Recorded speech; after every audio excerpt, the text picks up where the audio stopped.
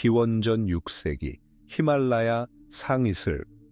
공기가 짙고 습하며 땅이 비옥한 이곳 계곡에는 작은 왕국과 공화국들이 즐비하게 펼쳐져 있었다.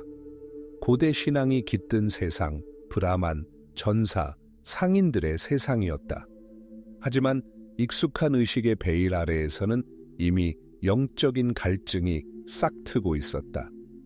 방랑하는 고행자이자 진리를 추구하는 슈라마나들이 베다의 권위를 거부하고 자신만의 해탈의 길을 제시하며 숲과 도시를 누볐다. 거대한 지적 격동의 시대였고 오래된 해답으로는 더 이상 만족할 수 없었고 새로운 해답은 아직 발견되지 않았던 시대였다. 그러한 왕국 중 하나가 카필라바스투에 수도를 둔 샤키아 왕국으로 슈도다나 왕이 통치했습니다. 그에게는 아들 시다르타 고타마가 있었습니다. 아들이 태어나자 성자이자 은둔자인 아시타는 눈물을 흘렸습니다.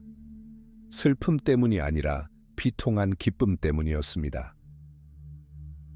그는 아기의 몸에서 위대한 인물의 32가지 징조를 보고 그의 운명을 예언했습니다. 이 아이는 위대한 왕, 즉 우주의 군주가 될 것이었고 만약 세상의 고통을 겪게 된다면 부처, 즉 깨달은 자, 신과 인간의 스승이 될 것이었습니다. 슈도다나는 예언의 첫 부분만 들었습니다. 그는 아들이 집 없는 고행자가 아닌 강력한 통치자로 후계자가 되기를 바랐습니다. 그리고 운명을 거스르기로 결심했습니다. 왕은 시다르타를 위해 단순한 궁전 그 이상을 지었습니다. 그는 현실 자체로부터 보호받는 이상적인 세계, 환상의 요새를 세웠습니다. 1년 중 세 계절을 위한 세 개의 궁전은 연꽃이 피고 기묘한 새들이 노래하는 향기로운 정원으로 둘러싸여 있었습니다. 이곳에는 울음소리도 신음소리도 들리지 않았습니다. 하인들은 젊고 건강했고 무용수들은 아름다웠으며 음악가들은 능숙했습니다. 왕자의 모든 소원은 그가 깨닫기도 전에 이루어졌습니다. 병, 노, 죽음이라는 단어는 궁궐의 어휘에서 사라졌습니다. 시다르타는 아름다움과 행복 그리고 예술에 둘러싸여 자랐습니다. 그는 동료들을 능가하는 전사로 수련했고 아름다운 야쇼다라 공주와 결혼하여 아들 라훌라를 낳았습니다. 그의 삶은 단 하나의 거짓도 없는 완벽한 교향곡이었다. 그는 이 황금빛 고치 속에서 29년을 살았지만 그 벽 너머에 또 다른 세상이 존재한다는 사실을 알지 못했다. 하지만 예언의 씨앗은 이미 뿌려져 있었습니다. 어느 날 호기심이 아버지의 금지령을 이겼습니다. 시다르타는 마부 찬에게 마차를 준비하라고 명령했습니다. 그는 도시를 보고 신하들의 삶을 직접 보고 싶었습니다. 거절할 수 없었던 아버지는 왕자의 앞길에 슬픔을 줄 수 있는 모든 것을 치우고 거리를 장식하라고 명령했습니다. 하지만 신들, 즉 운명 그 자체가 그의 계획에 개입했습니다. 축제 분위기 속에서 첫 번째 말을 타던 시다르타는 전에는 본 적 없는 광경을 목격했습니다. 눈에 보이지 않는 짐에 등이 굽은 남자였습니다. 세월에 시들어 말라버린 그의 피부는 뼈 위로 주름져 있었고 얼굴에는 깊은 주름이 져 있었으며 이가 빠진 입은 움푹 꺼져 있었습니다. 그는 지팡이에 기대어 걸었고 한 걸음 한 걸음이 엄청난 부담이었습니다. 이게 뭐지 찾나? 왕자가 놀라며 물었습니다. 늙는다는 건 세존이시여. 마부가 대답했습니다. 태어나는 모든 자의 운명이요. 당신과 나, 우리 모두 언젠가는 이렇게 될 것이요. 마차는 궁궐로 돌아갔습니다. 음악과 웃음소리는 더 이상 왕자에게 기쁨을 가져다 주지 않았습니다. 그의 환상 세계의 벽에 첫 번째 균열이 생긴 것입니다. 얼마 후 그는 다시 말을 타고 나갔다. 길과 먼지 속에서 그는 또 다른 남자를 보았다. 그의 몸은 열병으로 쑤시고 있었고 피부는 궤양으로 뒤덮여 있었으며 숨쉬기가 힘들고 고통에 신음하며 일어설 수 없었다. 그의 주변은 공허했고 사람들은 감염을 두려워하며 그를 피했다. 이게 뭐지? 시다르타가 연민으로 가슴이 뭉클해지며 물었다. 세존이시여 병입니다. 찬나가 대답했다. 몸은 연약하고 고통에서 자유로운 사람은 없습니다. 두 번째 벽이 무너졌다. 왕자에게는 삶의 기쁨이 연약하고 덧없는 것처럼 느껴졌다. 세 번째 여정이 결정적이었다. 작은 행렬이 전차로 다가오고 있었다. 네 남자가 어깨에 나무 들것을 메고 있었다. 들것에는 간소한 천에 쌓인 미동도 없는 시신이 실려 있었다. 그들 뒤로는 흐느끼는 친척들이 걷고 있었다. 찬나, 저들은 무엇을 짊어지고 있는 거지? 이 사람은 왜 미동도 없고 왜 이 사람들은 이렇게 비통하게 울고 있는 거지? 그는 이미 죽은 사람입니다. 마부가 나지막한 목소리로 말했다. 그의 삶은 끝났습니다.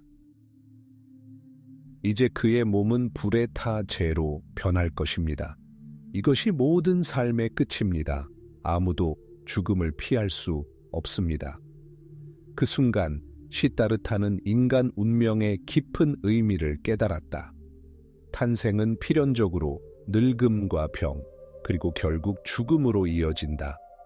그가 아는 온 세상, 그 모든 사치와 권력, 그리고 사랑은 이 피할 수 없는 법칙 앞에서는 무의미해 보였다.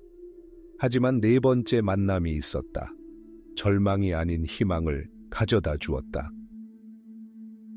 왕자는 빛바랜 주황색 옷을 입고 머리를 깎고 손에 탁발 사발을 든 남자를 보았다. 그는 차분하고 집중하며 걸었고 얼굴은 고요했다. 그의 눈에는 두려움도 욕망도 슬픔도 없었다. 찬나, 이 사람은 누구인가? 은둔자입니다, 선생님. 세속의 삶을 떠나 생사를 초월하고 고통을 초월하는 길을 찾은 사람입니다. 고행자의 시선이 시다르타의 가슴을 꿰뚫었다. 그는 탈출이 아닌 도전을 보았다. 길을 보았다. 길을. 궁궐로 돌아가는 그는 더 이상 예전과 같을 수 없었다. 아름다운 무용수들은 그에게 미래의 해골처럼 보였고 정교한 요리들은 먼지처럼, 음악 소리는 장송곡처럼 들렸다. 그는 잠든 아내와 갓 태어난 아들을 바라보았다. 그들에 대한 사랑은 이해의 날카로운 고통과 뒤섞였다. 그들 역시 고통의 법칙에 얽매여 있었다. 결정이 내려졌다. 어느 날 밤 보름달이 지고 궁궐 전체가 잠든 때 시다르타는 잠에서 깨어났습니다. 그는 야소다라와 라훌라를 마지막으로 한 번 더 바라보았지만 그들을 깨워 자신의 결심이 흔들릴까봐 감히 건드리지 못했습니다. 그는 조용히 마구간으로 내려가 찬나를 깨운 다음 가장 아끼는 말 칸타카에게 안장을 얹으라고 명령했습니다. 그들은 함께 조용히 도시를 떠났습니다. 전설에 따르면 도시의 성문은 저절로 열렸다고 합니다. 그는 아노마 강둑에 멈춰 섰습니다. 검으로 크샤트리아 계급의 상징인 길고 검은 머리카락을 잘랐습니다. 비단과 보석을 벗어 찬내게 주며 궁궐로 돌아가라고 말했습니다. 전설에 따르면 신중 한 명이 그에게 주었다는 소박한 옷을 입고 그는 새로운 길로 첫 발을 내디뎠습니다. 시다르타 왕자가 죽었습니다. 이름 없는 진리의 구도자가 태어났습니다. 그의 위대한 해방을 향한 여정은 이제 막 시작일 뿐이었습니다. 고행으로 몸이 쇠약해진 5명의 고행자를 남겨두고 시다르타 고타마는 네란자나 강변에 도착했습니다. 수년간의 극심한 고행에도 불구하고 아무런 해답도 얻지 못했습니다. 굶주린 몸은 그의 정신을 흐릴 뿐이었습니다. 그는 육체를 고문하는 것이 한때 도망쳤던 사치에 빠져 허우적거리는 것만큼이나 막다른 길임을 깨달았습니다. 진실은 그 중간 어딘가에 있을 것입니다.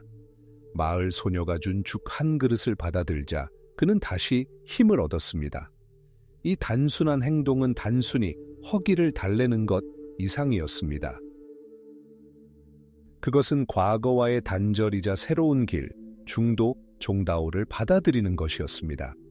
훗날 깨달음의 나무, 보리수라고 불리게 될 거대한 무화과 나무의 넓게 펼쳐진 지붕 아래 그는 책상 다리를 하고 앉아 있었다. 그의 등은 화살처럼 곧았고 그의 결의는 돌보다 단단했다. 그는 조용하지만 깨뜨릴 수 없는 맹세를 했는데 그것은 신에게가 아니라 존재의 본질 그 자체에 대한 맹세였다. 내 살갗, 내 힘줄, 내 뼈가 시들고 내 몸의 모든 살과 피가 말라붙더라도 나는 최고이자 완전한 깨달음을 얻을 때까지 이곳에서 움직이지 않으리라. 밤이 깊어졌다. 숲의 고요가 깊어지고 거의 실감할 수 있을 정도였다. 그리고 가장 위대한 전투가 시작되었다. 왕국이나 금을 위한 전투가 아니라 바로 인간의 마음을 위한 전투였다. 자신의 의식 깊은 곳에서 환상의 군주 마라가 솟아올랐다. 그는 생명체를 고통의 바퀴에 묶어두는 모든 것의 화신이었다. 그는 살과 피를 가진 악마가 아니었다. 그것은 두려움 그 자체였고 욕망 그 자체였으며 자아에 대한 집착 그 자체였다. 먼저 그의 군대가 나타났다. 의심과 걱정, 그리고 과거의 실패에 대한 기억의 군대였다. 그들은 그의 귀에 독서를 속삭였다. 너는 할 수 없어. 너는 인간일 뿐이야. 네가 뭔데 감히 우주의 법칙을 거스르느냐. 시타르타는 움찔하지 않았다. 그들과 싸우지도 않았다. 그저 지나가는 구름을 관찰하듯이 그저 그것들을 관찰했을 뿐 붙잡히지도 밀어내지도 않았다. 그의 주의가 사라지자 환영들은 사라지기 시작했다. 그러자 마라는 전략을 바꿨다. 그는 아름다운 딸들, 즉 욕망, 불만, 열정을 보냈다. 그들은 그의 앞에서 춤을 추며 그가 궁궐에 남겨둔 모든 감각적 쾌락을 약속했다. 그들은 그에게 인간적인 사랑의 따스함과 아들과 아내에 대한 의무감을 일깨워 주었다. 하지만 시타르타는 그들을 꿰뚫어 보았다. 그는 그들의 형상의 아름다움이 아니라 그들의 진정한 본질, 즉 무상함, 공허함, 그리고 미래의 고통의 근원을 보았다. 그는 바람에 움직이지 않는 산처럼 움직이지 않았다. 경로한 마라는 최후의 유혹, 즉 자아 그 자체의 유혹을 풀어놓았다. 너는 깨달음을 얻고 위대해질 것이다. 마라는 낮게 소리쳤다. 너는 숭배받을 것이다. 하지만 누가 네 승리를 지켜보겠는가? 이 어둠 속에 너 혼자다. 시타르타는 침묵으로 대답했다. 그는 천천히 오른손을 내리고 손가락 끝으로 땅을 어루만졌다. 그리고 고요하고 영원한 땅 자체가 그의 증인이 되었다. 땅은 헤아릴 수 없이 많은 생에 걸친 그의 노력, 열망, 그리고 연민을 목격했다. 이 몸짓 이전에 환상의 자아의 화신인 마라는 최후의 패배를 당하고 아침 안개처럼 사라져갔다. 이제 마음은 맑아졌습니다. 길이 열렸습니다.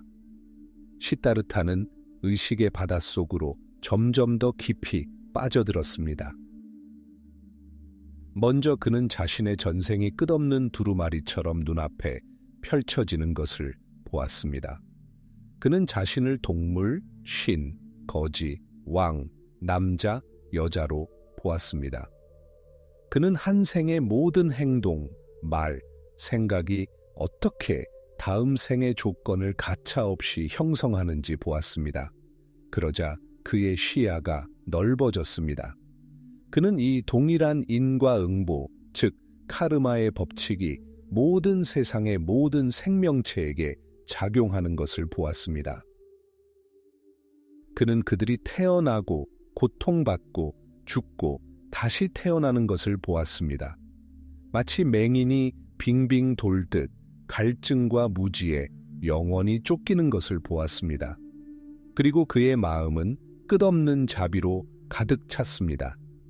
마침내 동트기 전 첫 별이 동쪽에서 빛났을 때 그는 마지막 장막을 뚫고 나왔습니다. 그는 고통의 근원을 보았습니다. 신의 저주도 악의도 아닌 존재의 본질에 대한 단순하고도 변함없는 진실이었습니다. 그 절대적인 고요와 명료함의 순간에 가르침이 탄생했습니다. 사성제 시셩디가 그에게 온전히 드러났습니다. 첫째, 인생은 고통입니다. 고통과 슬픔뿐만 아니라 행복의 덧없음, 모든 것의 무상함까지도 고통입니다. 두 번째, 고통의 원인은 갈망, 욕망, 애착입니다. 즉, 우리가 가지고 있지 않은 것에 대한 욕망과 우리가 가지고 있는 것을 잃을지도 모른다는 두려움입니다. 셋째, 고통은 끝날 수 있습니다. 원인이 제거되면 결과도 사라집니다.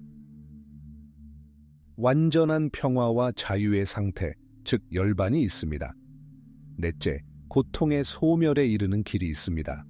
팔정도, 바증다오는 바른 견해, 바른 사유, 바른 말, 바른 행위, 바른 생계, 바른 노력, 바른 마음 챙김, 바른 집중입니다. 샤캬, 석가. 가문의 왕자 시타르타 고타마는 더 이상 존재하지 않았습니다. 보리수 아래에서 깨달은 자 부처님이 탄생했습니다. 그는 해탈의 기쁨에 잠겨 49일 동안 나무 그늘에 머물렀습니다. 그는 망설였습니다. 그가 배운 가르침은 심오하고 미묘하며 이해하기 어려웠습니다. 욕망의 눈이 먼 세상에서 누가 그것을 이해할 수 있겠습니까? 하지만 눈에 먼지만 조금 남아있는 존재들을 생각하며 그는 일어서야 했습니다. 그는 정복자로서가 아니라 세상에서 가장 큰 고통에 대한 치료법을 발견한 의사로서 일어서야 했습니다. 그리고 그는 한때 그곳을 떠났던 5명의 고행자가 있는 녹야원으로 향했습니다. 가르침의 바퀴가 움직일 준비가 된 것입니다. 침묵. 한밤중의 고요함이 아니라 폭풍우가 하늘을 가르고도 남는 고요함이었다. 보리수 아래, 하트 모양 잎사귀 그늘 아래 시타르타 고타마가 아닌 사람이 앉아 있었다. 그의 주변 세상은 변함없이 똑같았다. 겐지스 강 위로 떠오르는 태양, 가축을 물가로 몰고 가는 농부들. 하지만 그에게는 모든 것이 영원히 바뀌었다. 그는 깨달음을 얻었다. 그는 왜곡 없이 현실을 직시했고 고통의 원인과 그 끝으로 가는 길을 이해했다. 그리고 그 완벽한 명료함의 순간에 의심이 그를 압도했다. 깊고 거의 극복할 수 없을 만큼. 그가 발견한 진실은 미묘하고 심오하며 이해하기 어려웠다. 물을 마셔본 적도 없는 사람에게 어떻게 물의 맛을 설명할 수 있을까? 태생적으로 눈이 먼 사람에게 어떻게 하늘의 색깔을 묘사할 수 있을까? 인류는 집착과 쾌락과 권력에 대한 갈증에 빠져 있었다. 그의 말은 폭풍 속의 속삭임과 같을 것이다. 아무도 그의 말을 듣지 못할 것이다. 설령 듣는다 해도 이해받지 못할 것이다. 그는 그저 이곳에 고독 속에 새롭게 찾은 해방의 평화 속에 머물기를 생각했다. 전승에 따르면 그 순간 신들이 직접 그에게 간청하며 가르침을 촉구했다고 합니다. 하지만 그 순간의 극적인 사건은 천상의 개입에 있는 것이 아닙니다. 인간의 선택에 있습니다. 어둠 속을 헤매는 모든 생명체에 대한 연민과 개인적인 평화 사이에서의 선택입니다. 그리고 그는 그 선택을 했습니다. 그는 말하기를 선택했습니다. 가르침의 바퀴를 돌리기를 선택했습니다. 하지만 누구를 위해 이 가장 연약한 최초의 지식을 누구에게 맡길 수 있을까? 그는 옛 스승들을 떠올렸지만 이미 세상을 떠났다는 사실을 깨달았다.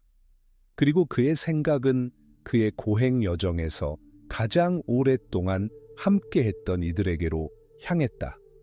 그의 옛 동료들 5명, 그와 함께 딱딱한 침대와 빈약한 음식을 나눠 먹으며 영혼을 해방시키고자 육체를 고문했던 5명의 고행자들.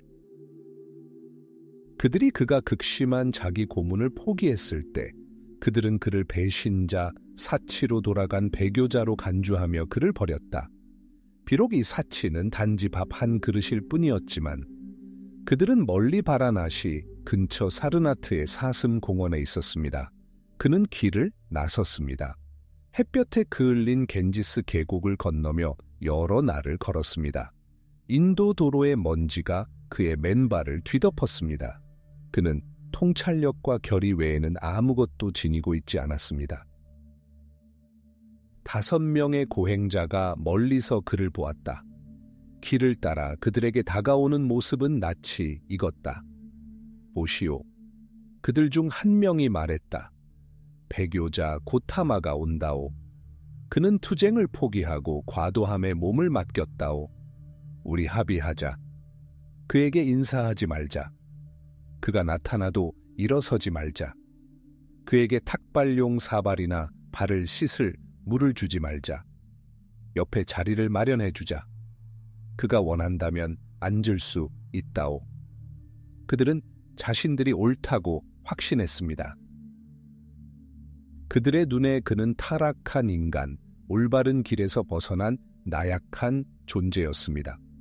하지만 그가 다가오자 그들의 자신감은 사라지기 시작했다. 그의 걸음걸이, 자세, 그리고 차분한 표정에서 무언가가 바뀌었다. 그는 죄책감에 시달리거나 위안을 구하는 남자가 아니었다. 그는 그들이 누구에게서도 본 적 없는 평화와 품위를 발산하고 있었다. 방금 전까지 다짐했던 그들의 결심은 산산이 조각났다. 뜻하지 않게 그들 중 한 명이 일어나 그에게 다가왔다. 다른 한 명은 물을 가져왔다. 3번째 사람은 자리를 마련했다. 그들은 이유를 알 수 없지만 그를 귀빈으로 맞이했다. 그는 자리에 앉았다. 저녁 공기가 서늘해지고 매미 울음소리가 더 크게 울려 퍼지자 그는 첫 설교를 시작했다. 그는 신이나 창조에 대해 이야기하지 않았다. 신앙이나 맹목적인 예배를 요구하지도 않았다. 그는 자신이 경험한 것에 대해 이야기했다.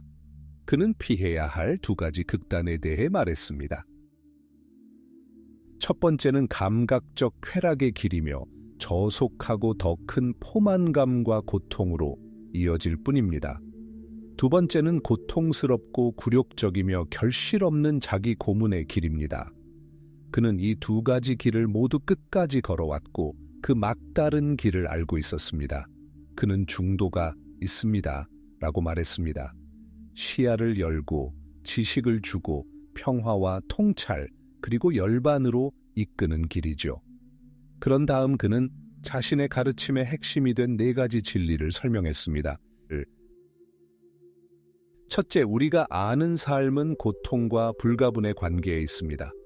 생, 병, 늙음, 죽음, 사랑하는 사람과의 이별, 그리고 원치 않는 사람과의 만남, 이 모든 것이 고통입니다. 둘째, 이 고통에는 원인이 있습니다.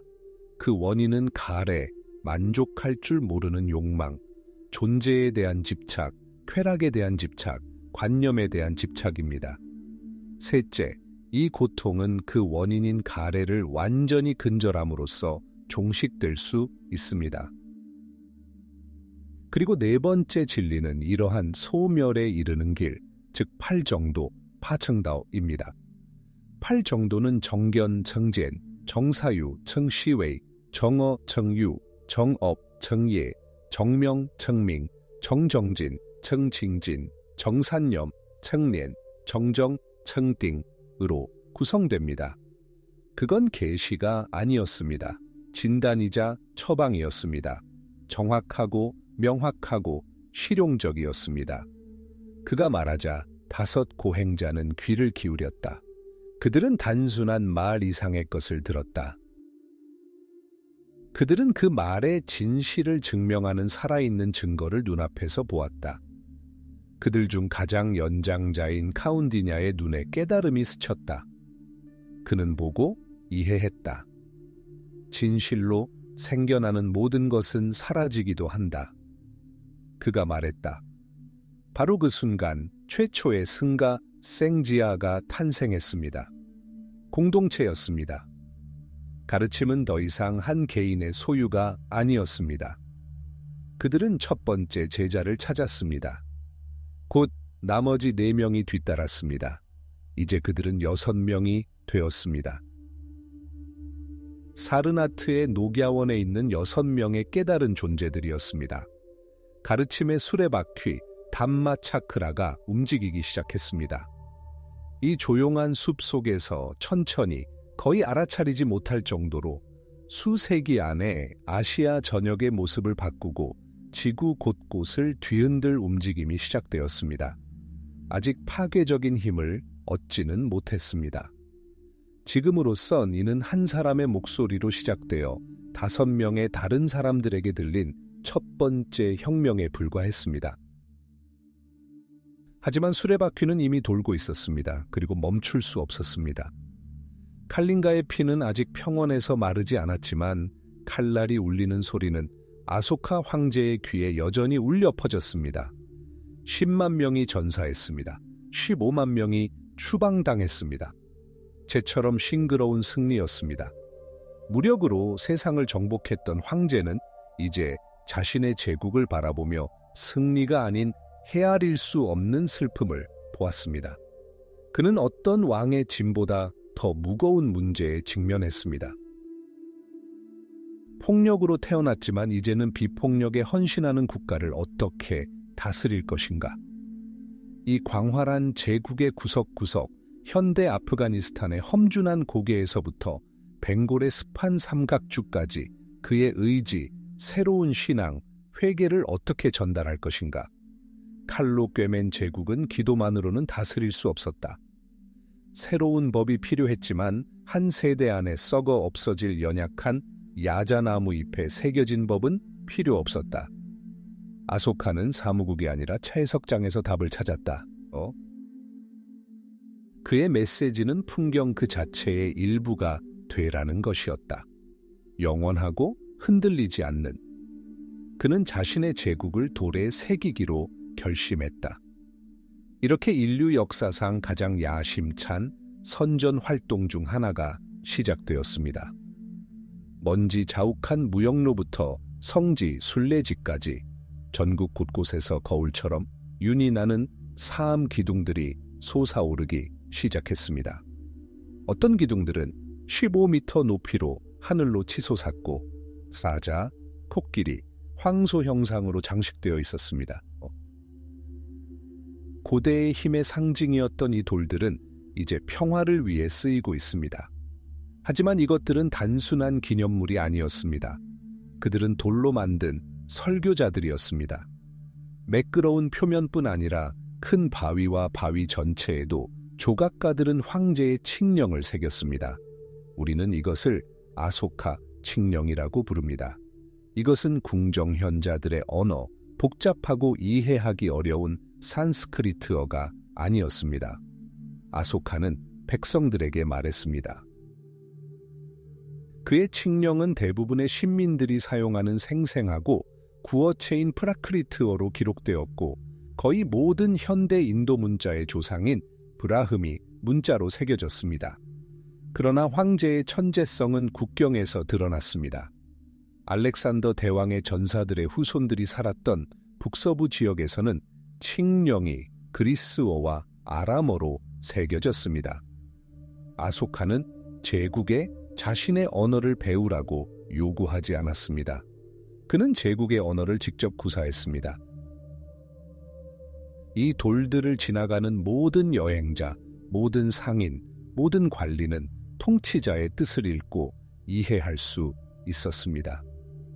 제국은 수십 가지의 방언으로 새겨졌지만 하나의 메시지를 전달하는 통일된 도덕률을 확립했습니다. 이 돌의 목소리는 무엇을 말하는 것일까요? 다름에 대한 것이었습니다. 하지만 이는 단순한 불교 교리가 아니었습니다.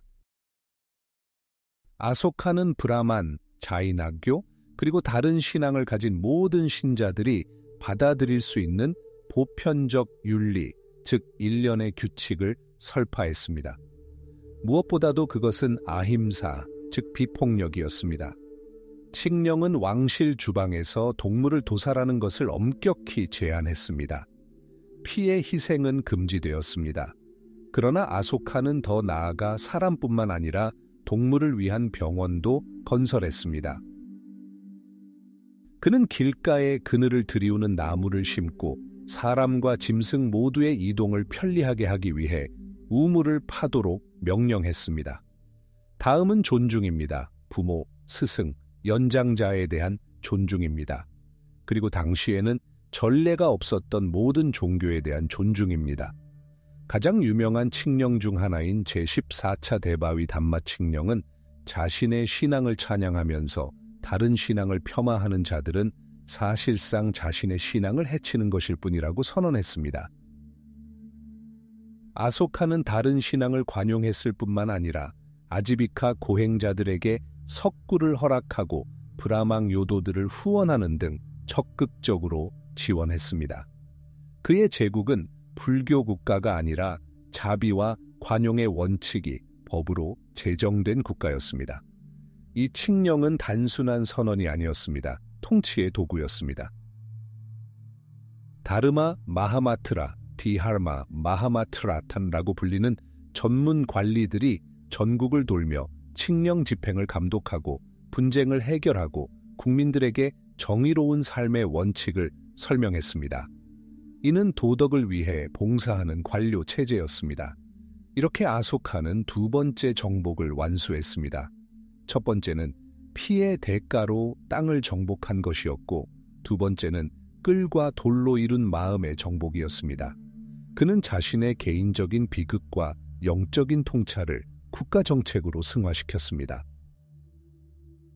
그의 제국은 더 이상 군대에 대한 두려움에 기반하지 않았습니다.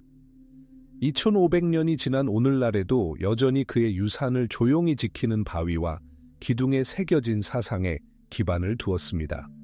그것은 바람도 시간도 지울 수 없는 목소리였습니다.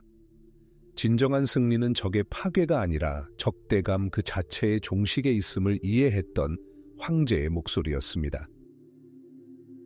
시타르타 고타마의 장작더미 위의 불꽃은 아직 식지 않았지만 그의 제자들은 이미 히말라야 돌처럼 무거운 질문에 직면해 있었다. 어떻게 가르침을 보존할 것인가? 스승이신 다르마가 직접 열반에 드셨을 때 어떻게 다르마의 순수성을 보존할 것인가? 백단향과 연기향이 여전히 감도는 공중에는 혼란이 감돌았다. 하지만 그 혼란은 결의로 바뀌었다. 부처님 열반 직후 소집된 라자 그리하, 라장리하의 첫 번째 결집은 그의 말씀을 돌에 새기려는 시도였습니다. 깨달음을 얻은 500명의 아라한들이 사타파니 동굴에 모였습니다.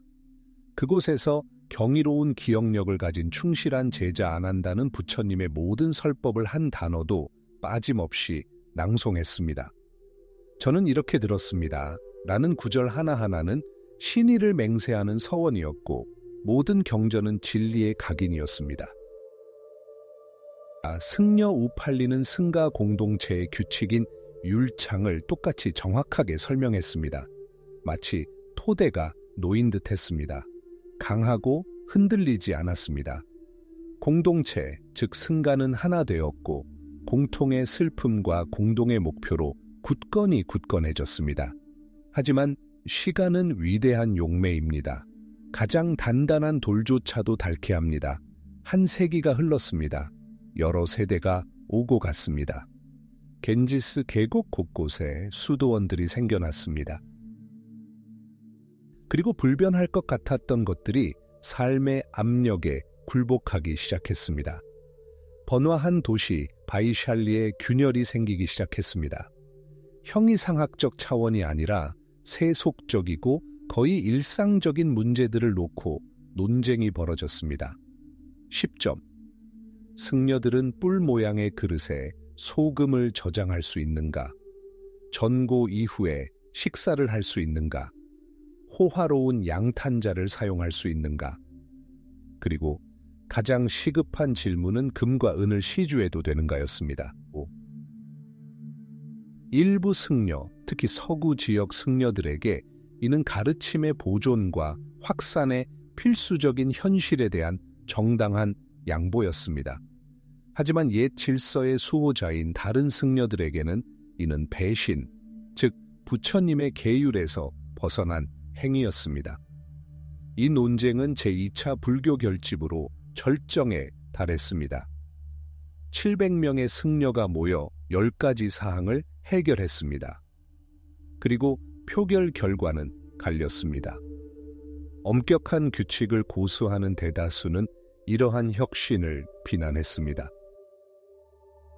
그들은 스스로를 스타비라바다, 즉 장로들의 가르침이라고 불렀습니다. 그들은 해탈의 길이 좁고 험하다고 믿었습니다.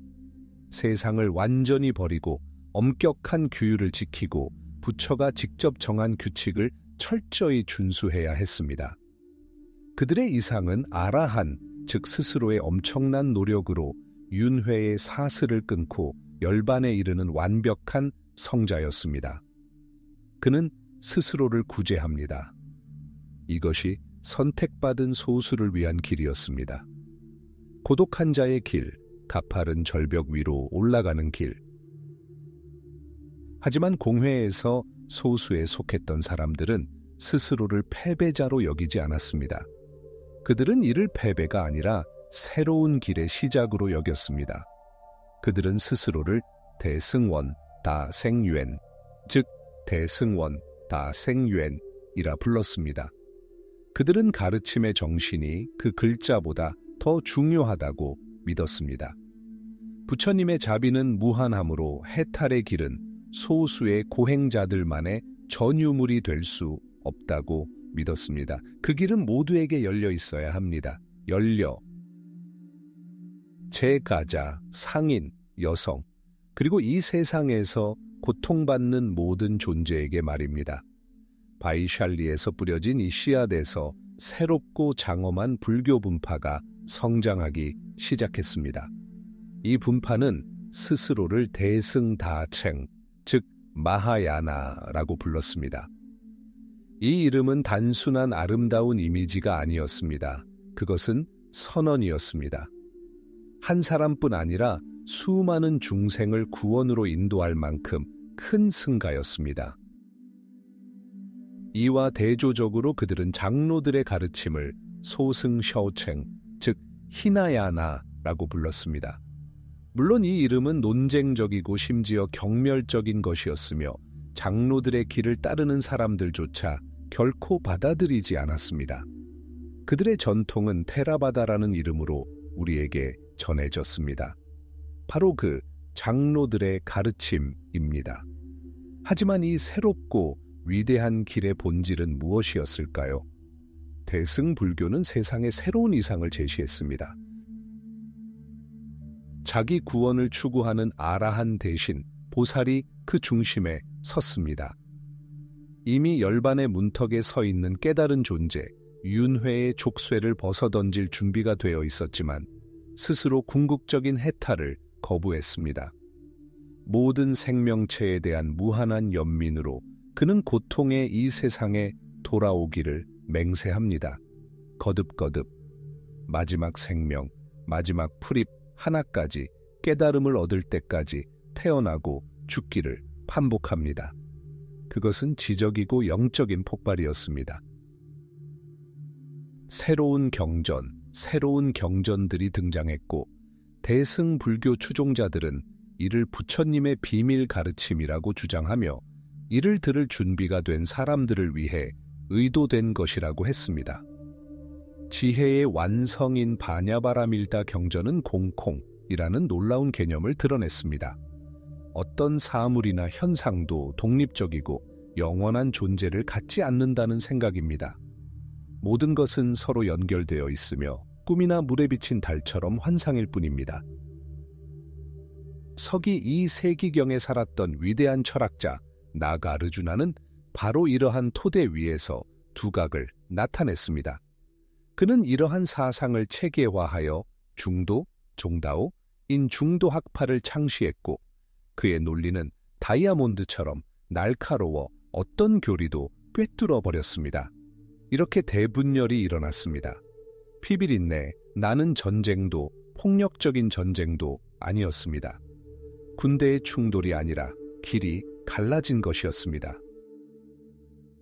석가모니 부처님의 말씀처럼 같은 청정한 산의 근원에서 흘러내리는 두 개의 큰 강이 긴 여정을 시작했습니다. 하나는 상좌부 샹주오부로 남쪽으로 흘러 세우리랑카와 동남아시아로 향하며 팔리어 경전과 아라한의 엄격한 이상을 가져왔습니다. 다른 하나는 대승불교 다쳄포조로 히말라야를 거쳐 티베트, 중국, 한국, 일본으로 흘러가 놀라울 정도로 다양한 학파, 철학, 수행을 탄생시켰습니다. 같은 가르침에 대한 두 가지 해석, 같은 정상으로 향하는 두 길, 깨달은 자의 유산을 파괴하기는커녕 오히려 확장하여 아시아와 전 세계의 영적 지형을 영원히 바꾸어 놓은 이 분열. 시를 상상해 보세요. 가늘고 거의 무게가 없는 작은 생명체의 고치 속에서 태어난 실입니다. 이제 이 실이 직물로 짜여 제국을 바꾸고 군대를 이동시키고 지구상에서 가장 척박한 땅을 가로지르는 길을 활활 타오르게 하는 모습을 상상해 보세요. 우리는 이것을 실크로드라고 부릅니다. 하지만 비단은 그 겉껍질에 불과했습니다. 문명의 동맥을 따라 움직이는 값을 매길 수 없고 불멸의 진정한 상품은 바로 하나의 생각이었습니다. 그리고 이 여정을 시작할 가장 위대한 생각 중 하나는 인도의 보리수 아래에서 탄생했습니다. 기원 후 초세기 무렵 부처의 가르침은 이미 중국에 깊이 뿌리내리고 있었습니다. 그러나 중국 신도들은 모든 학자라면 누구나 겪는 문제, 즉 번역에 직면했습니다. 초기 경전들은 단편적이고 종종 모순적이었습니다. 진실은 반복적인 재담으로 왜곡되어 마치 여행용 물병 속 물처럼 흐려졌습니다. 영적인 갈증을 해소하기 위해 그들은 근원, 즉 인도 수도원에 보존되어 있는 원본 산스크리트 경전에 도달해야 했습니다. 그리고 그러기 위해 누군가는 지상의 지옥을 견뎌내야 했습니다.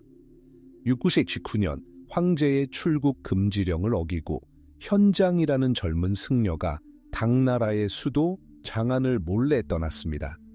당시 그의 나이 27살이었습니다. 앞으로 17년간의 여정과 16,000km가 넘는 방랑이 기다리고 있었습니다. 그의 행렬은 작았습니다. 오직 그와 그의 신앙, 그리고 몇 권의 두루마리뿐이었습니다. 그의 목표는 원대했습니다. 바로 중국의 맑은 법의 빛을 가져오는 것이었습니다. 첫 번째 시험은 사막이었습니다. 타클라마칸이었습니다. 현지 방언으로 타클라마칸이라는 이름은 들어가면 절대 떠나지 않는다는 뜻입니다. 이는 시적인 과장이 아닙니다. 시적인 과장이 낮에는 태양이 하늘을 하얗게 태우고 뜨거운 모래는 녹아내립니다. 밤에는 기온이 영하로 떨어집니다. 신기루가 존재하지 않는 오아시스를 손짓하고 마른 바람이 모래 언덕 아래에 실종된 사람과 낙타의 뼈를 묻습니다. 현장 스님은 이곳의 유일한 랜드마크는 선대 스님들의 하얗게 변한 유골뿐이라고 기록했습니다.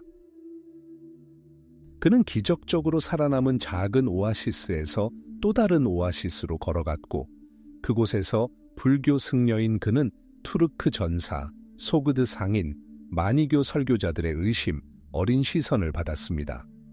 각 오아시스는 단순한 기착지가 아니라 다양한 문화, 언어, 신앙이 끌어오르는 용광로였습니다.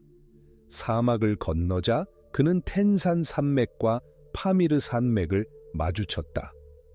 해발 4,000m가 넘는 얼음길은 공기가 희박하고 차가워 한 걸음 내딛는 것조차 숨 막힐 지경이었다. 말 한마디면 눈사태를 일으킬 듯한 빙하들이었다. 절벽 위로는 좁은 길이 펼쳐져 있었는데 한 걸음만 잘못 내딛어도 여정은 끝장나고 망각에 빠지게 되었다. 하지만 바로 이 높은 곳에서 현장 스님은 그의 정신을 강하게 하는 무언가를 보았다. 현재 아프가니스탄에 위치한 바미안 계곡에는 두 개의 거대한 불상이 바위에 새겨져 있었습니다. 하나는 35m, 다른 하나는 53m였습니다. 수세기 동안 수천 명의 순례자와 상인들이 이 거대한 불상을 바라보며 위엄과 평화를 조용히 설파했습니다.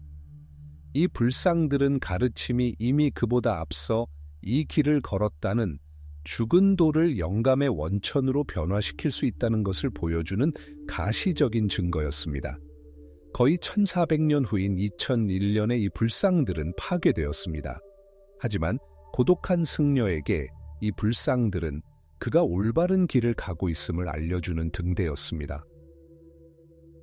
현장 스님은 그리스 미술과 불교 사상이 만나 독특한 헬레니즘 양식의 조각이 탄생한 박트리아와 간다라 지역을 여행하며 마침내 목적지인 인도에 도착했습니다. 그는 당대 최고의 대학인 나란다에 도착했습니다.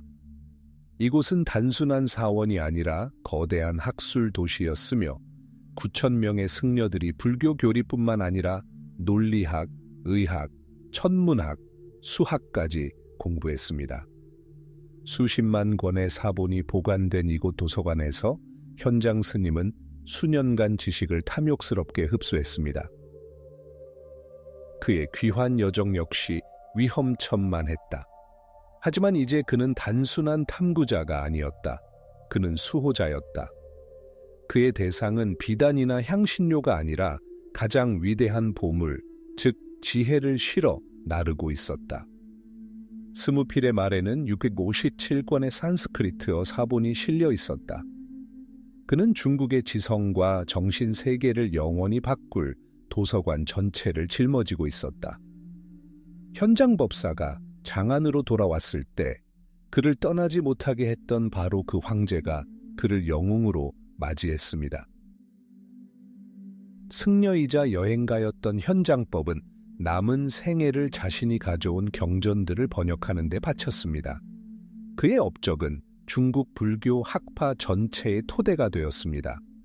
그의 여행기, 서국기, 시고지는 귀중한 역사적 자료가 되었고 19세기와 20세기 고고학자들이 중앙아시아의 고대 도시와 왕국들을 재발견하는 데 활용했습니다.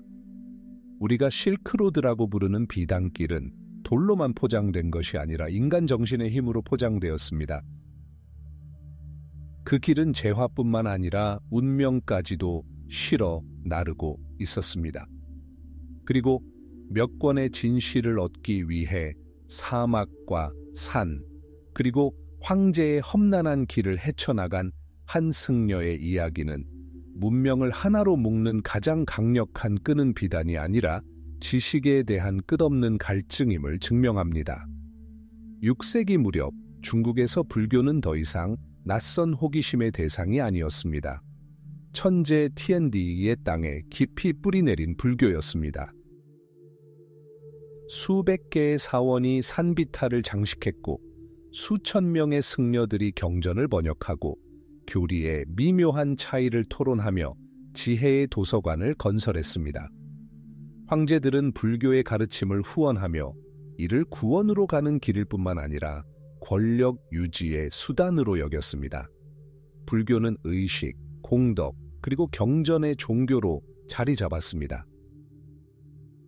탑을 더 많이 짓고 경전을 더 많이 베낄수록 선업을 더 많이 쌓을수록 모든 것이 이해되고 측정 가능하며 거의 만질 수 있게 되었습니다.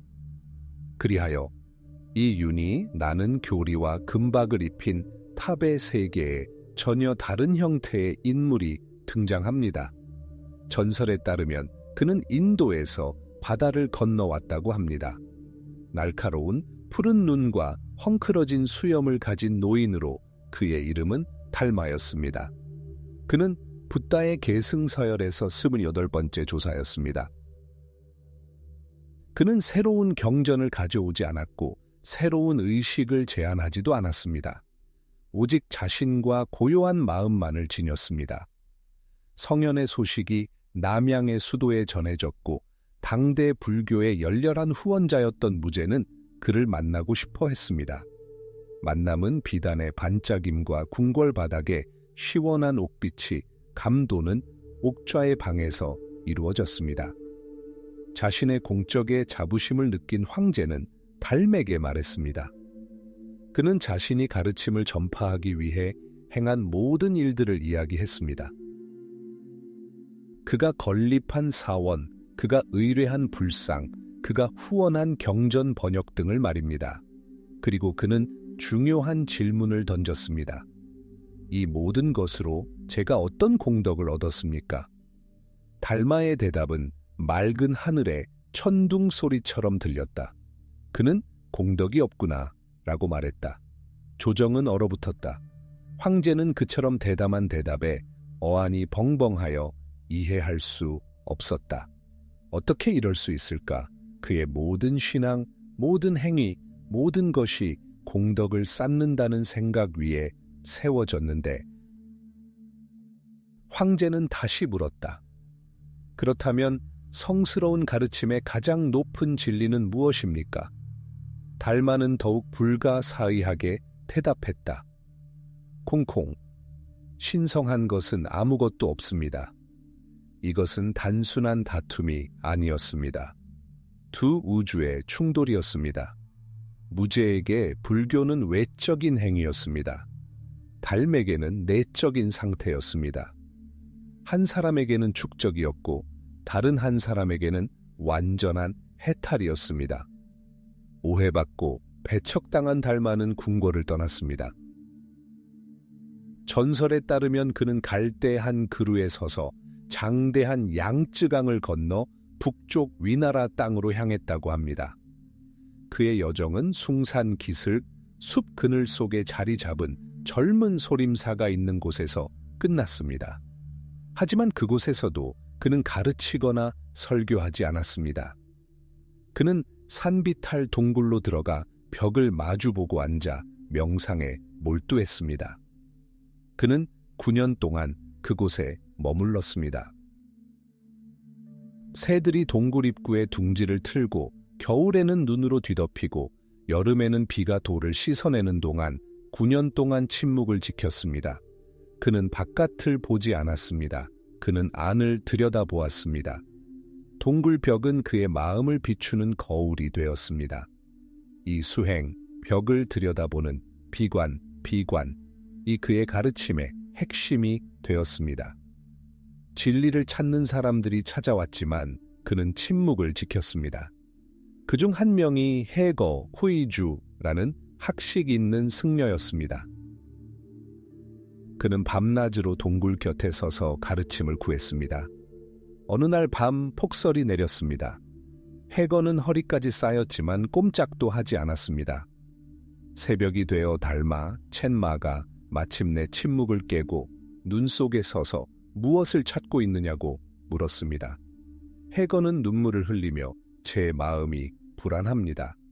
스승님, 제 마음을 진정시켜 주십시오 라고 대답했습니다. 달마가 말했습니다. 네 마음을 내게 가져오너라.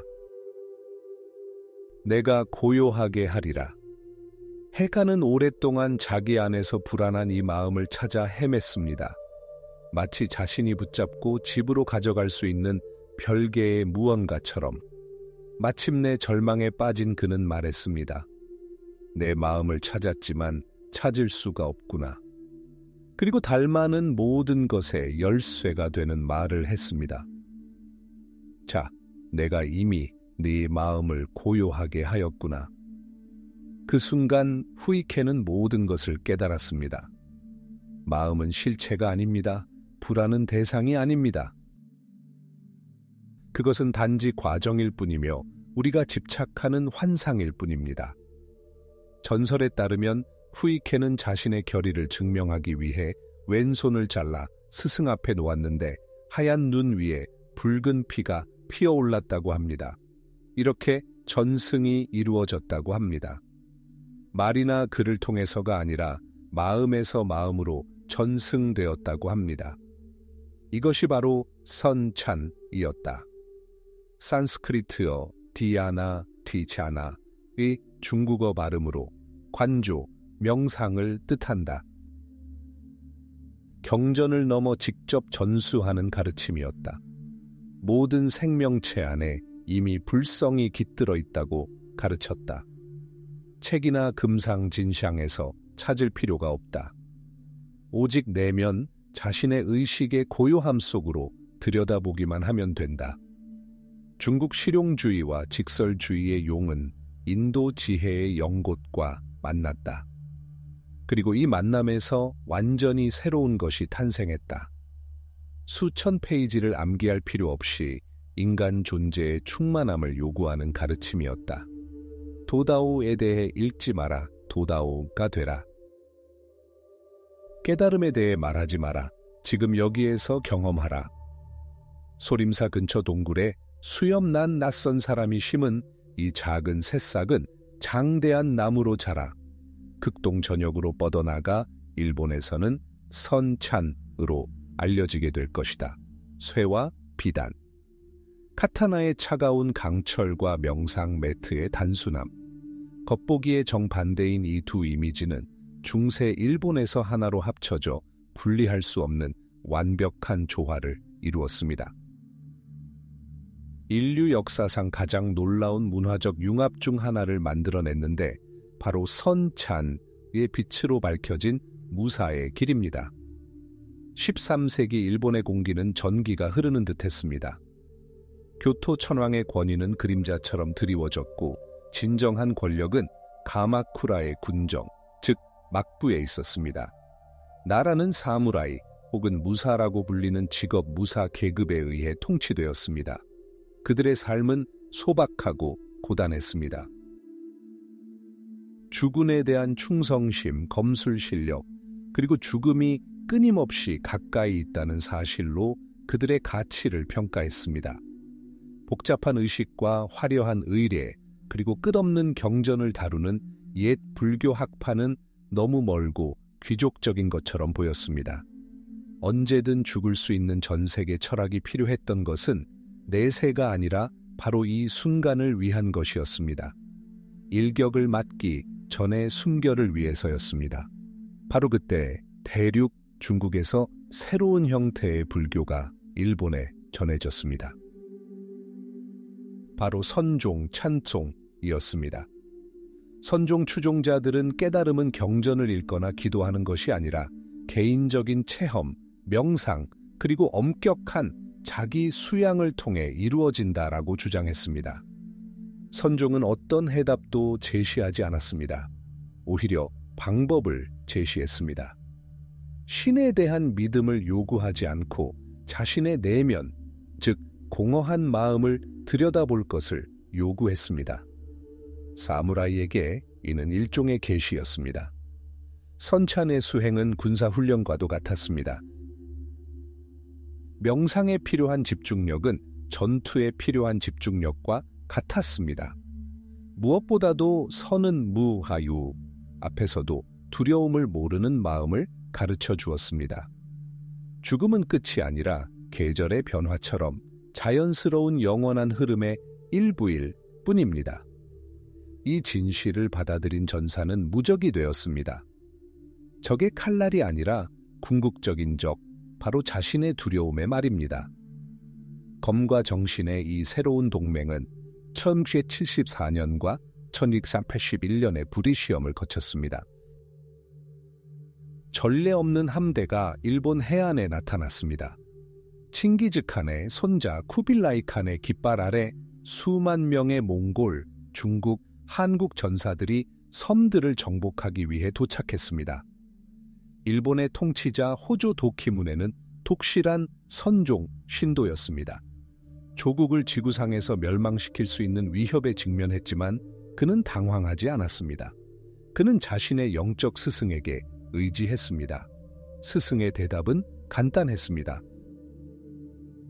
평화를 찾고 싶다면 불안의 근원을 찾아보라.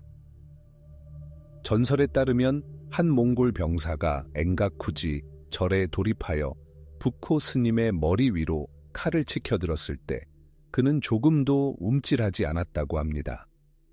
그는 침착하게 이 세상의 천둥번개 가운데 삶도 죽음도 없는 곳이 있다라는 개송을 읊었습니다. 이 완벽한 고요함에 감격한 병사는 칼을 내렸습니다. 일본 전사들은 필사적인 용기로 싸웠습니다.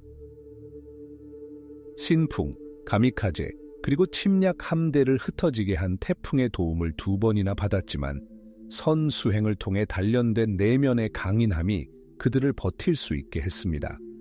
그들은 무심, 우신이라고 불리는 상태에서 싸웠습니다.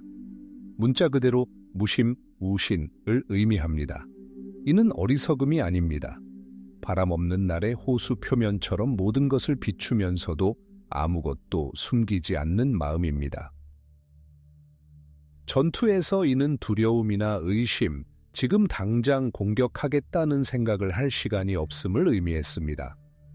칼은 저절로 움직였고 몸은 본능적으로 반응했으며 마음은 순수하고 흐려지지 않았습니다. 행위자가 없는 행동, 타격하는 자가 없는 타격. 이 상태를 이상적으로 표현한 것이 가장 강력한 선찬의 상징 중 하나인 엔소입니다. 즉 빈원입니다. 한 번의 호흡, 먹물의 적신붓의 한 획, 그리고 흰 종이 위에 원이 나타난다. 엔소. 닫혀 있을 수도 열려 있을 수도 있다. 완벽할 수도 의도적으로 불완전할 수도 있다. 그것은 단순한 상징이 아니다. 순간의 흔적이다. 바로 그 순간 예술가가 자아도 생각도 없는 순수한 존재만이 존재하는 깨달음의 공허에 도달했음을 보여주는 증거. 원은 모든 것과 물을 상징한다. 만물이 탄생하는 공허함, 그리고 우주의 충만함. 시작과 끝이 하나의 선으로 합쳐진다. 사무라이에게 엔소는 자신의 내면 세계를 보여주는 지도였습니다. 허공에 호를 그리는 칼날과 종이에 원을 그리는 붓은 같은 원리의 2가지 표현이었습니다. 마음의 완벽한 고요함에서 비롯된 완벽한 행동의 원리였습니다. 이 철학은 전장을 넘어 널리 퍼져 일본 미학 전체를 형성했습니다. 꽃꽂이 예술인 이케바나 모든 동작이 신중하고 의미로 가득 찬 다도 바위 사이의 빈 공간이 돌 자체보다 더 큰 소리를 내는 암석 정원. 이 모든 것에서 선찬의 흔적이 드러납니다. 단순함과 비대칭성을 향한 노력, 그리고 진정한 아름다움과 힘은 사물에 있는 것이 아니라 그 사이의 공허함에 있다는 깨달음입니다. 침묵 속에 있습니다. 이렇게 품위 있게 죽음을 맞이하는 길을 찾는 전사와 공허 속에서 삶을 추구하는 승려의 결합에서 독특한 문화가 탄생했습니다. 자신을 잊고 행동하는 것이 최고의 숙달인 문화, 절대적인 평화에서 가장 큰 힘이 태어나는 문화, 그리고 단 한 번의 움직임, 단 한 번의 호흡으로 종이 위에 그려진 단순하고 텅 빈 원에서 가장 깊은 의미를 찾을 수 있는 문화입니다. 공기가 너무 희박해서 모든 숨쉬기가 힘들게 느껴지는 곳을 상상해 보세요. 지평선이 직선이 아니라 하늘과 맞닿아 있는 뾰족한 얼음 본구리의 왕관처럼 보이는 곳입니다. 바로 이곳이 티베트입니다. 세계의 지붕. 그리고 문명의 다른 지역과 단절된 이곳에서 불교는 가장 놀라운 변화 중 하나를 겪었습니다. 그의 도착 이야기는 조용한 설교 이야기가 아닙니다. 그것은 정치, 마법, 그리고 거대한 세계 충돌에 대한 이야기입니다. 7세기 티베트 부족들을 통합한 송챙암포 왕은 두 공주와 결혼했습니다. 한 명은 네팔 출신이고 다른 한 명은 중국 당나라 출신이었습니다. 두 공주 모두 불교 신자였습니다. 두 공주는 라싸의 비단 두루마리와 정치적 동맹뿐 아니라 귀중한 불상까지 가져왔습니다. 이것이 샤먼, 자연의 정령, 그리고 산과 강이 사나운 신들로 가득한 고대 티베트 신앙, 본교의 바위투성이 얼어붙은 땅에 뿌려진 첫 씨앗이었습니다. 하지만 씨앗은 쉽게 싹을 트이우지 못했습니다. 지역 정령들이 외래, 신앙에 저항하는 듯 했습니다. 전설에 따르면 악마들이 땅을 뒤흔들고 사원들이 지어지기도 전에 무너졌다고 합니다. 그러던 8세기에 인도에서 위대한 스승이 부름을 받았는데 그의 이름은 오늘날까지도 경건하게 불립니다. 바로 영고체에서 태어난 파드마삼바바 혹은 티베트어로는 구루 림포체라고 불립니다. 그는 옛 신들을 파괴하기 위해 온 것이 아니었습니다. 그건 너무 쉬웠을 것입니다. 파드마삼바바는 그들에게 도전했습니다. 그는 신들과 마법의 결투를 벌이며 자신의 영적인 힘으로 그들을 하나하나 제압했습니다. 그는 신들을 추방하지 않고 오히려 개종시켜 분노에 찬 악마들을 새로운 가르침, 다르마의 맹렬한 수호자로 변모시켰습니다. 바로 이러한 위대한 영적 통합의 행위에서 티베트 불교의 독특한 특징이 탄생합니다. 여러분은 이 신들의 모습을 볼 수 있습니다. 팔이 여러 개이고 해골 목걸이를 하고 불꽃에 둘러싸여 있습니다. 그들은 악한 존재가 아닙니다.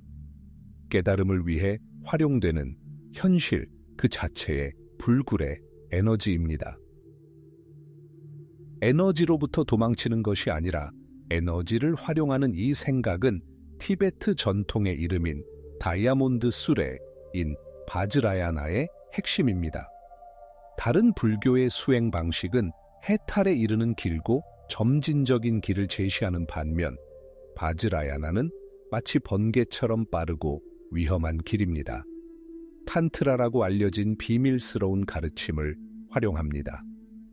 서양의 흔한 오해와는 달리 탄트라는 육체적 친밀함을 수반하는 의식 그 이상입니다. 탄트라는 시각화, 만트라, 그리고 몸의 미묘한 에너지를 활용하는 것을 포함한 복잡한 수행 체계입니다. 수행자는 자신을 불완전한 존재가 아니라 이미 깨달은 부처로 인식하는 법을 배웁니다. 단순히 신에게 기도하는 것이 아니라 신과 하나가 되어 명상을 통해 신의 자질, 즉 연민, 지혜, 그리고 힘을 일깨웁니다. 이는 위험한 길입니다. 경험 많은 스승, 즉 구루가 없다면 수행자는 자신의 자아에 빠져 환상을 현실로 착각할 위험이 있습니다. 따라서 탄트라에서 지식의 전수는 항상 스승에게서 제자에게로 끊임없는 입문의 사슬을 통해 개인적으로 이루어집니다. 그리고 아마도 이 복잡한 우주의 가장 두드러진 상징은 만다라일 것입니다. 만다라를 모르는 사람들에게는 그저 아름답고 대칭적인 무늬일 뿐입니다. 하지만 승려에게는 깨달은 의식의 3차원 궁전을 2차원으로 표현한 지도이자 우주의 상세한 평면도입니다. 가장 유명한 만다라는 색색의 모래로 만들어집니다. 승려들은 몇 달 동안 단상에 몸을 숙인 채 차크푸르 착풀라고 불리는 얇은 금속 깔때기를 사용하여 모래알 하나하나를 쏟아내며 놀랍도록 복잡한 디자인을 만들어냅니다. 모든 색, 모든 선, 모든 모양에는 심오한 상징적 의미가 담겨 있습니다. 이는 최고의 집중력, 즉 명상의 실천입니다. 그리고 수백 시간의 노동이 담긴 작업이 완료되면 파괴됩니다. 손의 단 한 번의 움직임으로 그 복잡한 문양은 회색 모래 더미로 뒤섞입니다. 그리고 이 모래는 만다라의 축복이 온 세상에 퍼지도록 강물에 쏟아집니다. 불교의 무상함을 이보다 더 분명하고 무자비하게 보여주는 것은 없습니다. 아름다움은 덧없습니다. 삶도 덧없습니다. 깨달음의 성스러운 궁전조차도 일시적인 형태일 뿐입니다. 세계의 이 고립된 정점에서 영적 권위는 세속적 권력과 밀접하게 얽히게 되었습니다. 그리하여 무한한 자비의 보살, 관세음 보살의 살아있는 화신, 달라이 라마가 이끄는 독특한 정부 체제가 탄생했습니다. 달라이 라마의 입적 후 오랜 신비로운 여정이 시작되었습니다. 특별한 라마들이 예언, 징조, 그리고 환상에 따르면 그의 다음 환생이라고 여겨지는 아이를 찾기 위해 전국을 수색했습니다. 발견된 아이는 라싸의 거대한 포탈라 궁으로 옮겨졌고 그곳에서 혹독한 훈련을 거쳐 언젠가 국민의 영적, 세속적 지도자가 될 것입니다. 그리하여 세상의 지붕 위에 수도원이 요새이자 대학이 되고 예술이 명상의 지도 역할을 하며 통치자가 살아있는 신으로 인정받는 어린아이인 문명이 탄생했습니다. 이곳은 마법과 심리학, 의식과 철학이 서로 모순되지 않고 하나로 융합되는 세계입니다. 수세기 동안 히말라야에 뚫을 수 없는 성벽 뒤에 비밀을 간직하며 인류에게 현실의 본질을 이해하는 가장 대담한 길을 제시해온 세계입니다. 녹음, 시작. 침묵을 상상해보세요. 공허함이 아니라 심오한 침묵입니다. 고타마 시다르타가 세상을 떠난 지 거의 500년 동안 그의 제자들은 감히 그의 얼굴을 묘사하지 않았습니다. 그렇게 하는 것은 신성모독, 즉 무한함을 돌이나 진흙 속에 가두려는 시도였을 것입니다. 그의 존재는 상징으로 표시되었습니다. 보리수 아래 빈 왕좌, 그가 깨달음을 얻은 곳, 돌에 새겨진 그의 발자국, 그가 걸었던 길을 표시합니다. 법의 수레바퀴, 끊임없이 돌아가는 가르침. 그는 하나의 관념이자 하나의 상태였을 뿐 살과 피를 가진 사람이 아니었습니다. 그는 볼 수 없었습니다. 오직 붙잡힐 수 있었습니다. 그리고 이제 새 천년의 전환기에 모든 것이 변합니다. 침묵이 깨졌습니다. 우리는 인도 북서부 간다라 왕국에 있습니다. 이곳은 단순한 땅이 아니라 세계가 교차하는 교차로입니다. 이곳의 공기는 무역 대상들의 먼지와 오래전에 사라진 군대의 메아리로 가득합니다. 오늘날 파키스탄과 아프가니스탄의 산과 계곡에서 알렉산더 대왕의 유산이 인도의 지혜와 충돌했습니다. 그리스의 신들과 영웅들은 그의 전사들의 후손들의 기억 속에 살아 숨쉬고 있습니다. 그리고 바로 이곳 문화의 용광로에서 부처의 얼굴이 처음으로 모습을 드러냅니다. 하지만 이 얼굴은 누구의 얼굴일까? 보라, 풍성하고 물결치는 머리카락은 그리스 철학자처럼 뒤로 묶었다. 곧고 날렵한 코, 선명한 눈썹 아래로 깊은 눈매. 로마 원로원의 토가를 연상시키는 주름진 옷자락. 이 사람은 수도승의 옷을 입은 아폴로다. 새로운 영적 탐구에 활용된 헬레니즘의 미의 이상이다. 아마도 그리스 출신일 간다라의 스승들은 형언할 수 없는 깨달음의 경지를 표현하기 위해 익숙한 형태의 언어를 사용했다. 그들의 부처는 차분하고 자신감 넘치는 스승이며 강인하고 인도적이다. 이 순간의 드라마는 놀랍다. 서양 인본주의는 동양의 공콩에 대한 가르침에 물리적인 육체를 부여했다. 하지만 역사는 결코 직선적이지 않습니다. 동시에 남동쪽으로 수천 킬로미터 떨어진 마투라라는 도시에서 또 다른 형상이 탄생합니다. 완전히 다른 형상이죠.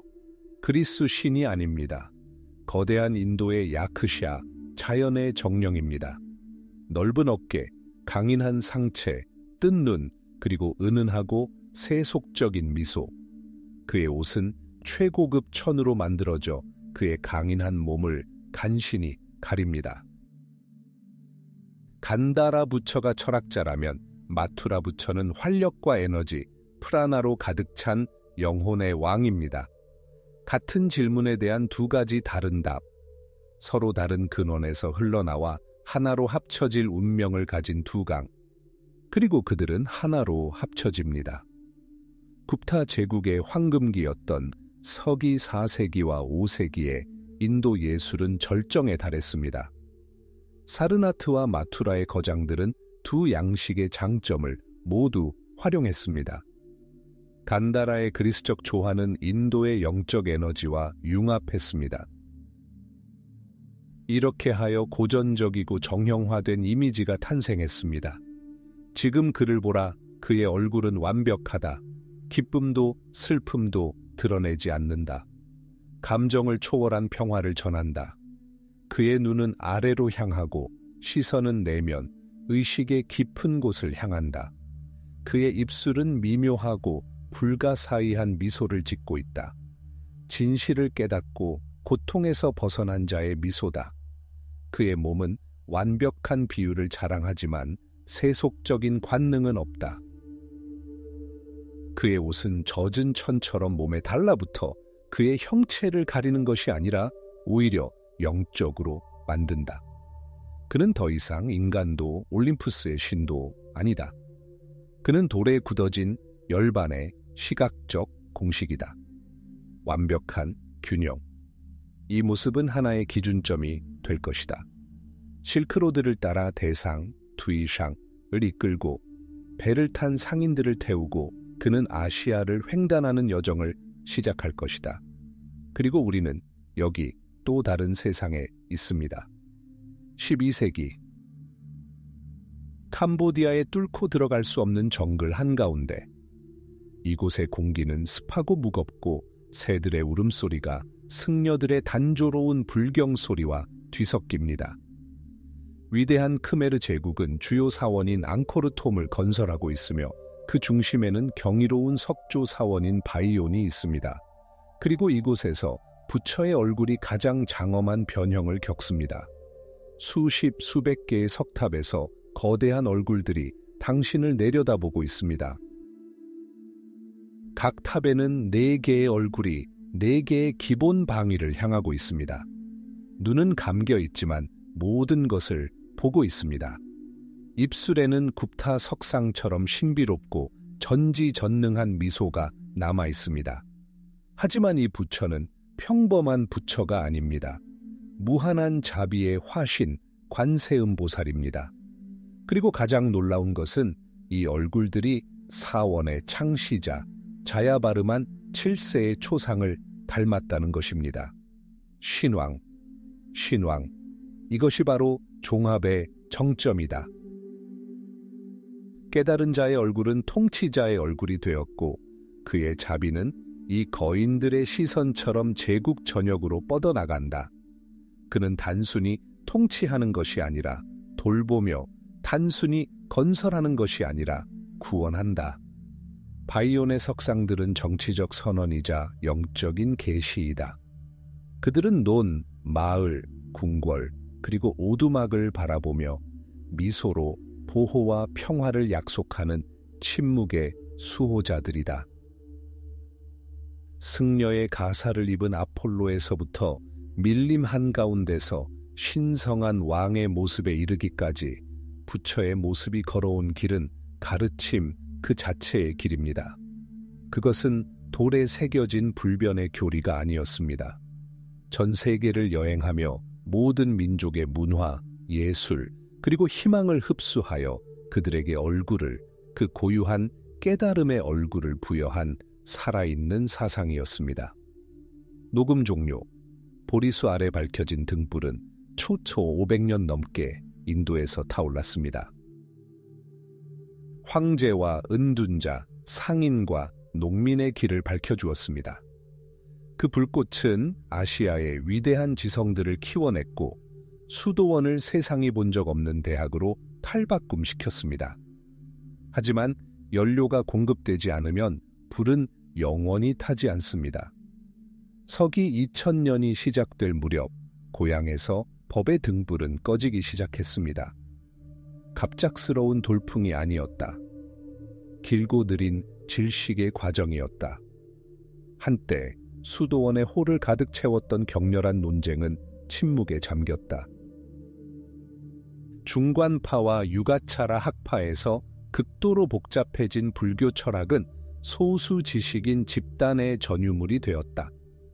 불교 철학은 시바나 비슈누 창하가 더 가깝고 따뜻한 소박한 농부에게는 이해할 수 없는 언어로 이야기했다.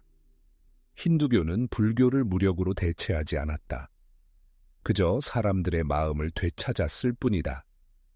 샹카라와 쿠마릴라 바타 같은 위대한 사상가들은 힌두교의 새로운 지적 활력을 불어넣었고 박티 운동은 힌두교의 새로운 정서적 깊이를 더했다. 한편 불교 승가, 즉 수도원 공동체는 부를 축적했다. 거대한 수도원 단지는 땅과 마을을 소유했다. 한때 탁발 바리 하나만 들고 떠돌던 승려들은 행정가와 학자가 되었고 자신들이 이끌어야 할 사람들의 일상과는 단절되었다.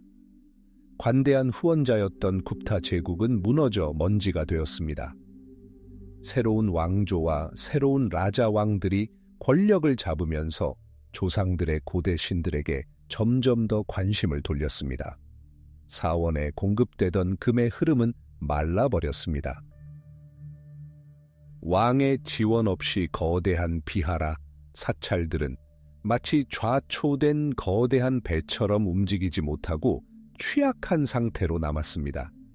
그들은 변화하는 세상의 바다에서 세련된 학문의 섬이 되었습니다. 그리고 북서쪽에서 타오르는 숯불을 끄는 바람이 불어왔습니다. 이것은 단순한 권력의 변화가 아니었습니다. 불교 사원을 지식의 중심지가 아닌 우상 숭배자들의 성지로 만드는 세력의 부상이었습니다. 12세기 말 구리 왕조의 투르크계 군벌들은 마치 불길처럼 북인도 평원을 휩쓸었습니다. 그들은 새로운 땅에 대한 갈망뿐 아니라 새로운 신앙에 대한 맹렬한 열정에 이끌렸습니다. 이 비극은 위대한 불교 대학들의 파괴로 절정에 달했습니다.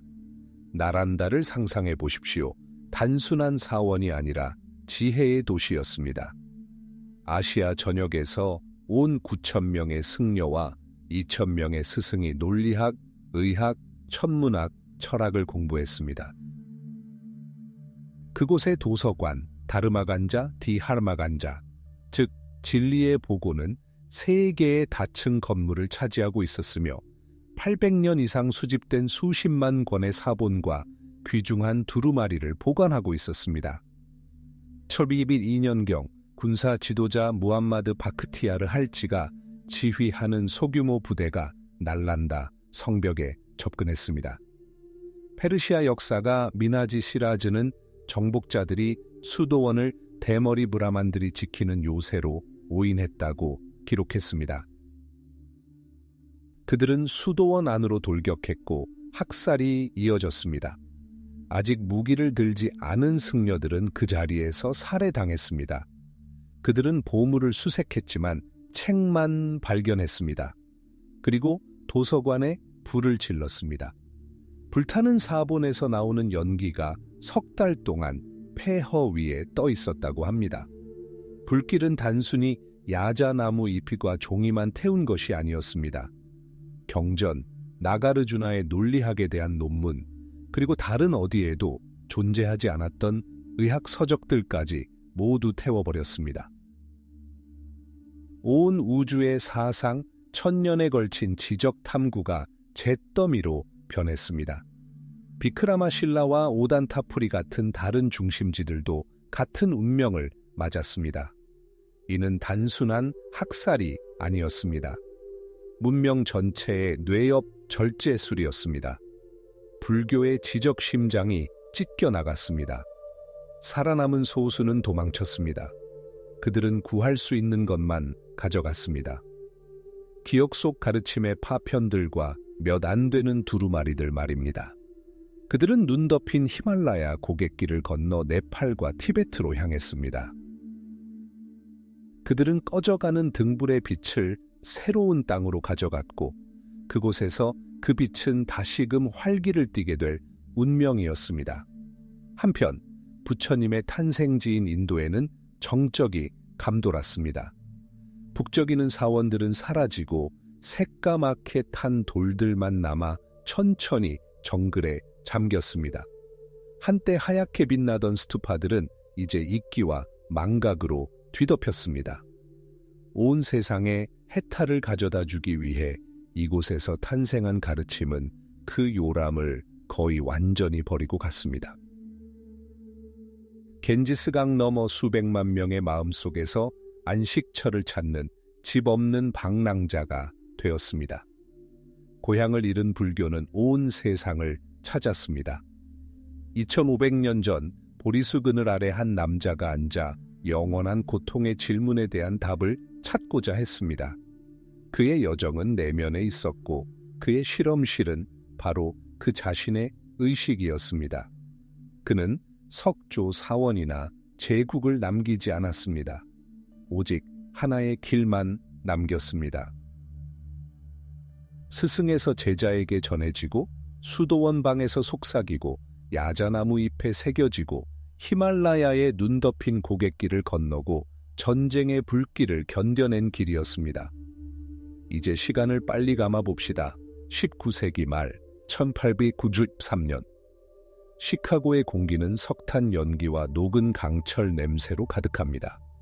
바로 이곳 세계 박람회의 종교의회에서 이 진보의 함성과는 동떨어진 목소리가 들려옵니다. 실론섬에서 온 사절 아나가리카 다르마팔라는 자비, 카르마의 법칙, 그리고 채워지지 않는 갈증을 해소하는 길에 대해 이야기합니다.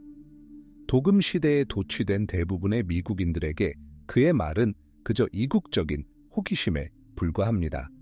이는 단순한 연설이 아니었습니다. 프로그램의 오류였습니다.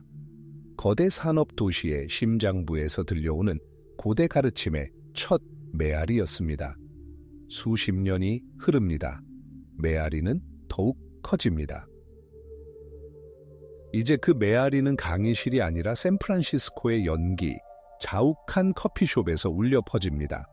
비트 세대가 그 메아리를 받아들입니다. 잭 케루악은 그의 저서 다르마 범스 디하르마 붐스에서 깨달음을 향한 여정을 마치 자동차 여행처럼 묘사합니다. 선찬의, 코안, 선의, 선문답, 옴트과 휘발유 냄새, 그리고 탁 트인 도로의 자유를 함께 섞은 것입니다. 그들에게 불교는 반항입니다. 소비사회, 삶의 숨막히는 예측 가능성에 대한 반항입니다. 그들은 불교의 깊이를 항상 이해하지는 못했고 종종 낭만화하기도 했습니다. 하지만 학문적 베일을 벗겨내고 반문화라는 토양에 씨앗을 뿌린 것은 바로 그들이었습니다. 하지만 가장 놀라운 대화는 아무도 예상하지 못했던 곳에서 시작되었습니다. 사원이나 아쉬람이 아니라 과학 장비의 운궁거림이 가득한 무균 실험실에서였습니다. 20세기 말 상상도 할 수 없었던 일이 벌어지고 있습니다. 고대의 명상 수행과 최첨단 신경과학의 만남입니다. 이 장면을 상상해 보세요. 수만 시간을 명상에 바친 사프란색 버비를 입은 티베트 승려가 윙윙거리는 MRI 기계 터널 안에 꼼짝 않고 앉아 있습니다. 삭발한 그의 머리에 수백 개의 전극이 부착되어 있습니다. 위스콘신 대학교의 리처드 데이비슨과 같은 과학자들이 모니터 화면을 관찰합니다. 그들은 영혼을 찾는 것이 아닙니다. 뇌에서 객관적이고 측정 가능한 변화를 찾고 있습니다. 그리고 그들은 그 변화를 찾아냅니다. 그들이 보는 것은 서양 의학의 근간을 뒤흔듭니다.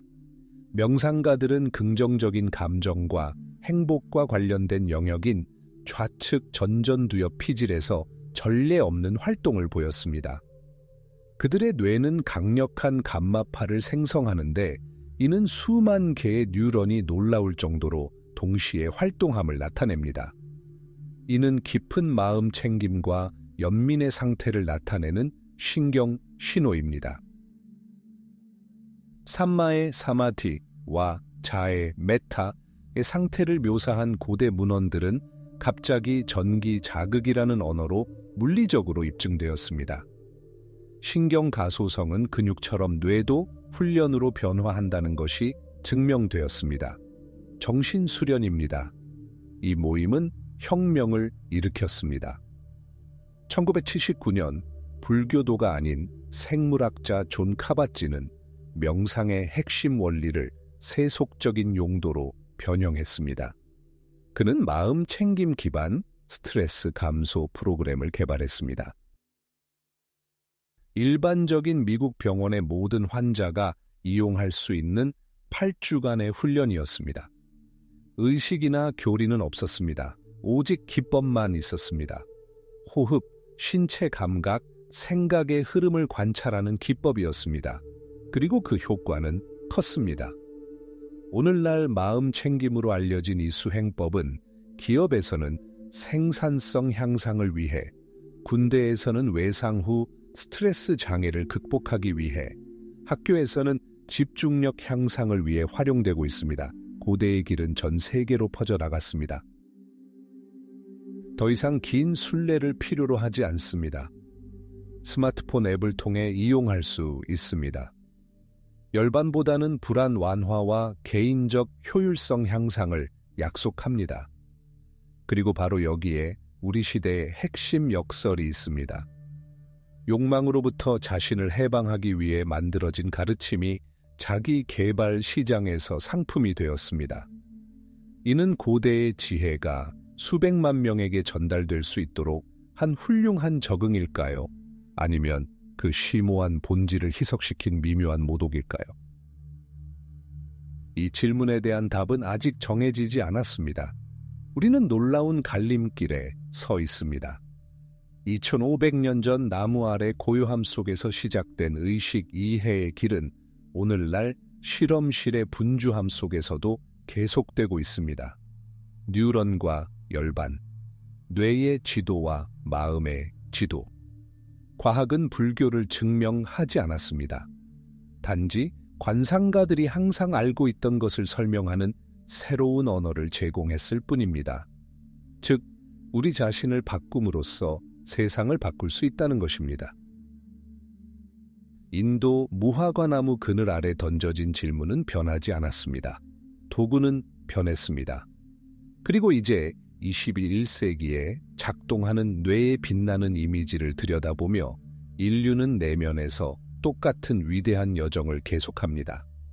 단 한 번의 호흡으로 시작된 여정은 서버의 윙윙거리는 소리, 애플리케이션 알고리즘, 그리고 예전처럼 우리 의식의 고요한 고요함 속에서 계속됩니다.